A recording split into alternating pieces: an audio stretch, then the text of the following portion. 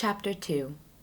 The Lord, on the second day, continues his favors in preparation for the incarnation of the Word in the Most Holy Mary. In the first part of this history, I mentioned that the most pure body of Mary was conceived and perfectly formed within the space of 7 days. The Most High wished to work this miracle in order that this most holy soul might not have to wait so long as the souls of ordinary mortals. He wished it to be created and infused before the usual time, as it also really happened, in order that this beginning of the reparation of the world might have some similarity to the beginning of its creation. This correspondence again took place at the coming of the Redeemer, so that, having formed the new Adam, Christ, God might rest as one who had strained all the powers of his omnipotence in the greatest of his works, and that he might enjoy the most delicious Sabbath of all his delights.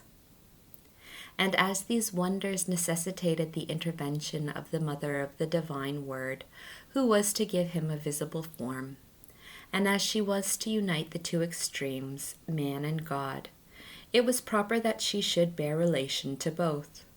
Her dignity was inferior only to that of God, and superior to all that was not God. To this dignity belonged also a proportionate knowledge and understanding, as well of the highest essence of the divinity, as also of all the inferior creatures. Following up his intention, the Supreme Lord continued the favors by which he wished to dispose Most Holy Mary for the incarnation during 9 days, as I have begun to explain.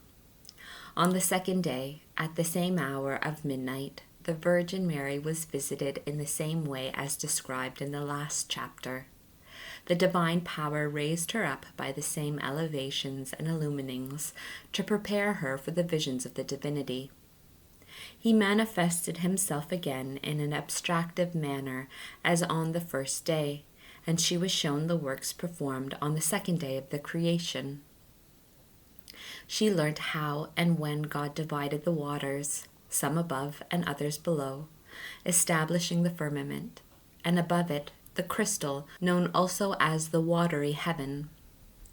Her insight penetrated into the greatness, order, conditions, movements, and all the other qualities and conditions of the heavens.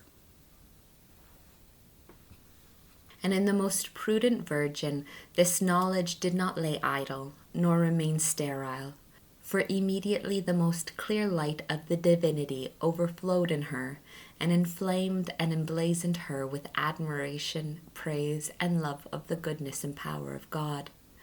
Being transformed, as it were, with a godlike excellence, she produced heroic acts of all the virtues, entirely pleasing to his divine majesty. And as in the preceding first day, God had made her a participant of his wisdom, so on this second day he made her, in corresponding measure, a participant in the divine omnipotence, and gave her power over the influences of the heavens, of the planets and elements, commanding them all to obey her. Thus was this great queen raised to sovereignty over the sea, the earth, the elements, and the celestial orbs, with all the creatures which are contained therein. This sovereignty and supreme power belonged to the dignity of Most Holy Mary on account of the reason mentioned above, and besides for 2 other special ones. The first, because this lady was the privileged queen, exempt from the common law of sin and its consequences. Therefore, she was not to be put in the same general class with the insensate sons of Adam, against whom the Omnipotent armed the creatures for vengeance of his injuries and for the punishment of their frenzy. For if they had not in their disobedience turned against their Creator, neither would the elements nor their dependencies have been disobedient towards them, nor would they have molested them, nor turned against them the rigor and inclemency of their activity.